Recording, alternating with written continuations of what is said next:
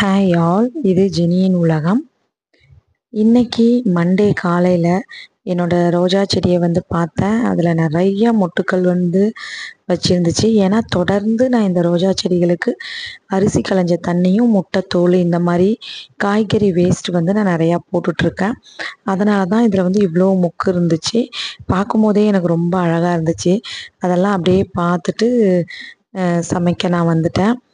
காலையில் இன்னைக்கு என்ன மெனு அப்படின்னு சொன்னால், தட்டைப்பயிறு இருக்கு இல்லையா, தட்டைப்பயிரை வேக வச்சு தட்டைப்பயிறு குழம்பு. ஆனால் நான் என்ன நினச்சேன் அப்படின்னா, கருவாடு போட்டு தட்டைப்பயிறு குழம்பு வைக்கலாம் அப்படின்னு தான் நினச்சேன்.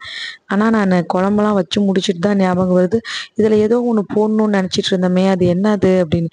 அப்புறம் அடடா, கருவாடு போட மறந்துட்டோமே அப்படின்னு சொல்லி அதுக்கப்புறமா நினச்சேன் நான். அதுக்கப்புறம் போன ஒரு 5-6 நாளைக்கு முன்னாடி நான் ஆட்டுக்கால் நாங்கள் வாங்கி வச்சது பாதி செஞ்சுட்டு பாதி ஃப்ரிட்ஜில் இருந்துச்சு. அதை எடுத்து ஆட்டுக்கால் சூப்பு வச்சுட்டு மீதி இருந்ததை ஆட்டுக்கால் பாயான்னு சொல்லுவாங்கள்ல, அது பாயா ஸ்டைலெல்லாம் இருக்காது, என் ஸ்டைலில் ஒரு ஆட்டுக்கால் பாயான்னு நம்ம வச்சுக்கலாம். ஏன்னா எனக்கு பாயா செய்கிறது நான் வீடியோ கூட பார்க்கல, டைரெக்டாக அது ஏதோ ஒரு ஒயிட் கலரில் இருக்கும் அப்படின்னு நினச்சிட்டு குழம்பு மாதிரியே வச்சுட்டு தேங்காய் அரைச்சி ஊற்றிட்டேன். இதுதான் என்னோட ஆட்டுக்கால் பாயா அப்படிங்கிற மாதிரி. இப்போ தட்டைப்பயிறு, பூண்டு, தக்காளி இது எல்லாமே போட்டு நான் குக்கரில் வேக வச்சு எடுத்து வச்சுருந்தேன். இன்னொரு பக்கம் ஒரு கடாய் வச்சுட்டு கடுகு உளுத்தம்பருப்பு போட்டு எண்ணெய்லாம் ஊற்றி தாளிச்சிட்டு வெங்காயம் போட்டுட்டு இந்த வேக வச்ச தட்டைப்பயிறு, தக்காளி, பூண்டு அந்த வேக வச்சதெல்லாம் எடுத்து அதுலேயே போட்டுட்டு கொஞ்சம் மீன் குழம்பு மசாலா, மல்லித்தூள் போட்டு அதை புளி கரைச்சி ஊற்றிட்டு தேவையான அளவு உப்பு போட்டுட்டு நல்லா கொதிக்க விட்டுட்டேன். அதுக்கப்புறம் அதில் கொஞ்சம் தேங்காயும் கருவேப்பிலை நம்ம அப்படியே போடுறத விட இந்த மாதிரி அரைச்சி சேர்த்துட்டோம் அப்படின்னா கொஞ்சம் நமக்கு அயன் கண்டென்ட் நம்ம உடம்புக்கு போகும். ஏன் அப்படின்னா, கருவேப்பிலை நம்ம அப்படியே போட்டோம்னா கண்டிப்பாக அதை எடுத்து நம்ம தூரம் தான் போடுவோம், அதை நம்ம வாயில் போட மாட்டோம். இது பெரியவங்க சின்னவங்க எல்லாரும் இதை தான் நம்ம ஃபாலோ பண்ணுவோம். அதனால் எப்பயுமே நான் இந்த மாதிரி தேங்காய் அரைக்கும் போது கருவேப்பிலையும் சேர்த்து அதில் அரைச்சி நான் போட்டுருவேன். கருவேப்பிலை இருந்தால், இல்லைன்னா கொத்தமல்லி இலை இருந்தால் அதை போட்டுக்குவேன். கொத்தமல்லி கருவேப்பிலை ரெண்டுமே இல்லை அப்படின்னாலும் நோ ப்ராப்ளம், எதுவுமே போடாமையே நான் குழம்பு ரசம் எல்லாமே வைப்பேன். ஏன்னா நம்மக்கிட்ட என்ன இருக்குதோ அதை வச்சு நம்ம எல்லாமே அட்ஜஸ்ட் பண்ணி அதுலேயே அதே டேஸ்ட்டு தான் வரும். ஏன்னா கொத்தமல்லி வாசனை அடிக்கும், கொத்தமல்லி இலை போடலைன்னா அந்த வாசனை இருக்காது, ரசத்துக்குரிய டேஸ்ட் அது அப்படியே தான் இருக்கும். அந்த ஒரு மைண்ட் செட் எனக்கு எப்பயுமே இருக்கும். ஏன்னா என்ன இருக்குதோ அதை வச்சு நம்ம செஞ்சுக்கலான்ட்டு குழம்பு ரெடி ஆயிடுச்சு. அதோட சூப்பு எப்பயும் வைக்கிற மாதிரி தான் சூப்பும் ரெடி ஆயிடுச்சு. ஃபஸ்ட்டு நாங்கள் காலையிலேயே சூப்பை குடிச்சிட்டு, ஏன்னா கொஞ்சம் சூடாக இருக்கும் போதே குடிச்சிடலான்ட்டு. என் பையன் இப்போ 11th பப்ளிக்குங்கிறனால வீட்லேயே இருந்து தான் படிக்கிறான். அவனுக்கு தயிர் சாதம் ஒன்று இருந்தால் போதும், அந்த மாதிரி அவன் தயிர் சாதம் பிரியர். அவனுக்கு தயிர் சாதமும் நான் ரெடி பண்ணி வச்சிருவேன். அவனுக்கு இந்த மாதிரி சூப்பு ரொம்ப பிடிக்கும். ஆளுக்கு ஒவ்வொரு பவுல் மட்டன் கால் சூப்பு ஆட்டுக்கால் சூப்பு காலையிலேயே நாங்கள் குடித்து முடிச்சுட்டு அடுத்து நான் சமையல் வேலையை பார்க்க வந்துட்டேன்.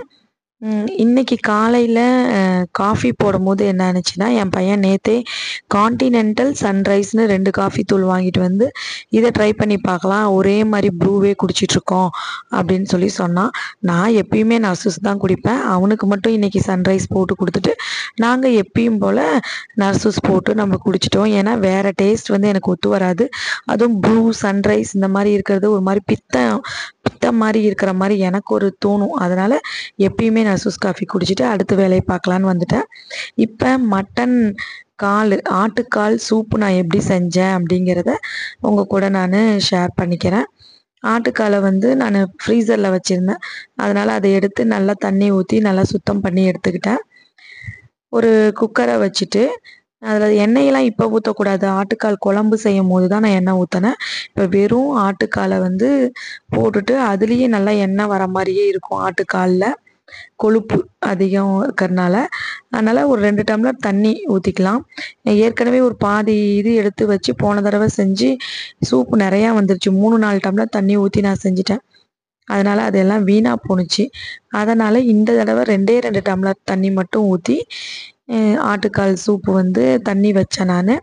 அடுத்து நான் என்னென்ன அதில் ஆட் பண்ணேன் அப்படின்னா, தக்காளி, ஒரே ஒரு தக்காளியை சின்ன சின்ன பீசஸாக கட் பண்ணி அதில் போட்டுக்கிட்டேன். அடுத்து இஞ்சி பூண்டு பேஸ்ட்டு. இஞ்சி பூண்டு பேஸ்ட் வந்து சும்மா 1 ஸ்பூன் மட்டும் போட்டுட்டு, மஞ்சத்தூள், தேவையான அளவு மஞ்சத்தூள் போட்டுட்டு, சோம்பு, அதுக்கப்புறம் சீரகம், அதுக்கப்புறம் மிளகுத்தூள், அவ்வளோதான். தேவையான அளவு உப்பை போட்டு, கருவேப்பிலை கொஞ்சம் போட்டு நம்ம குக்கரை மூடி வச்சுட்டு நல்லா ஒரு 5 6 விசில் விட்டு எடுத்தோம் அப்படின்னா ஆட்டுக்கால் சூப்பு வந்து நமக்கு ரெடி ஆகிடும். இந்த மாதிரி தான் இன்றைக்கி வந்து நான் ஆட்டுக்கால் சூப் வந்து வச்சேன். டேஸ்ட் வைஸு நல்லா இருந்துச்சு ஆட்டுக்கால் சூப்பு. வேறு எதுவுமே நான் எப்பயுமே போட மாட்டேன். மட்டன் எடுத்தாலும் கறி எடுத்தாலுமே இந்த மாதிரி தான் மட்டன் சூப் வைக்கிறதும் இதே மெத்தடில் தான் நான் மட்டன் சூப்பும் வைப்பேன். சரி, இந்த சூப்பு குடிச்சிட்டு மீதி இருக்கிற அந்த ஆட்டுக்காலை வந்து ஒரு குழம்பு மாதிரி வச்சிடலாம் அப்படின்னு சொல்லிட்டு ரெடி பண்ணினேன். இந்த ஆட்டுக்கால் பாயா உண்மையாலுமே எப்படி செய்யணும்லாம் எனக்கு தெரியவே தெரியாது. ஏதாவது ஒரு வீடியோ பார்த்து எப்பயாச்சும் ஒரு டைம் செய்யலாம்னு நினச்சிட்டு இருந்தேன். ஆனால் என்னால் வீடியோ பார்க்கவும் எனக்கு டைம் இல்லை, அதை பார்த்து செய்யவும் முடியல. நானாக என்ன பண்ணேன், ஒரு மண் சட்டியை வச்சுட்டு எண்ணெய் ஊற்றிட்டு சோம்பு போட்டு தாளிச்சிட்டு நம்ம வேக வச்ச ஆட்டுக்காலை அதில் அப்படியே எடுத்து நான் ஊற்றிட்டேன். அதுக்கு முன்னாடியே சின்ன வெங்காயம், தேங்காய், கருவேப்பிலை, இதை 3யும் நல்லா மிக்சியில் வந்து பேஸ்ட்டாக அரைச்சி எடுத்துக்கிட்டேன். இந்த ஆட்டுக்கால், வேக வச்ச ஆட்டுக்காலை இந்த பாத்திரத்தில் போட்டு நல்லா அதையும் கொதிக்க வச்சுட்டு ஒன்றே ஒன்று தான் நான் போட்டேன். அது என்னன்னா மட்டன் மசாலா. வேறு எதுவுமே நான் வந்து சேர்த்துக்கல. மட்டன் மசாலா மட்டும் போட்டுட்டு மிளகாத்தூள், மல்லித்தூள் எதுவுமே நான் போடலை. வெறும் கம்மியாக ஒரு 1/2 ஸ்பூன் கூட இருக்காது மட்டன் மசாலா. அதை மட்டும் போட்டுட்டு தேவையான அளவு உப்பு போட்டுட்டு அதை நல்லா கொதிக்க வச்சிட்டேன். அது நல்லா கொதித்த உடனே இந்த அரைச்சி வச்ச தேங்காய் பேஸ்ட் இருக்குது இல்லையா, சின்ன வெங்காயம், தேங்காய், கருவேப்பிலை, அந்த பேஸ்ட்டை போட்டு நல்லா கலந்து விட்டு கொஞ்சம் கெட்டியாக இருக்கிற மாதிரி இருந்துச்சு. சரி, குழம்பு பதத்தில் நல்லா இருக்கும்னு சொல்லிட்டு கொஞ்சம் தண்ணி ஊற்றி நல்லா கொதிக்க வச்சிட்டேன். இது ஆட்டுக்கால் பாயா மாதிரி இருந்துச்சா, இல்லை மட்டன் குழம்பு மாதிரி இருந்துச்சா, எப்படி இருந்துச்சுன்னு எனக்கு தெரியாது. ஏன்னா நான் சாப்பிடலை. நான் எப்பயுமே வந்து மட்டன் குழம்பு, சிக்கன் குழம்பு வகைகள் எதுவுமே வந்து நான் சாப்பிட மாட்டேன். அதனால் என்னோடய ஹஸ்பண்ட், பையன்லாம் சாப்பிட்டுட்டு ஓகே நல்லாயிருக்கு அப்படின்னு சொன்னாங்க. இன்றைக்கி காலையில் பிரேக்ஃபாஸ்ட் அண்ட் லன்ச்சு 2க்குமே நான் என்ன செஞ்சுருந்தேன்னா சாதமே வடிச்சிட்டேன். தட்டைப்பயிறு போட்ட குழம்பு, புளிக்குழம்பு மாதிரி. எனக்கு இந்த குழம்பு ரொம்ப ரொம்ப பிடிக்கும். அது என்னன்னு தெரில, தட்டைப்பயிறு போட்டாவே அந்த டேஸ்ட் வந்துருமா என்னன்னு தெரில, குழம்பு வந்து புளிக்குழம்பு சூப்பராக இருந்துச்சு. அடுத்து ஆட்டுக்கால் குழம்பு, மோர், எப்பயும் போல் மோர். இதுதான் இன்றைக்கி நான் வந்து பொரியல் செய்யலை. இந்த வீடியோ உங்களுக்கு பிடிச்சிருந்துச்சுன்னா ஜெனியின் உலகம் சேனலை சப்ஸ்கிரைப் பண்ணுங்கள். தேங்க்ஸ் ஃபார் வாட்சிங்.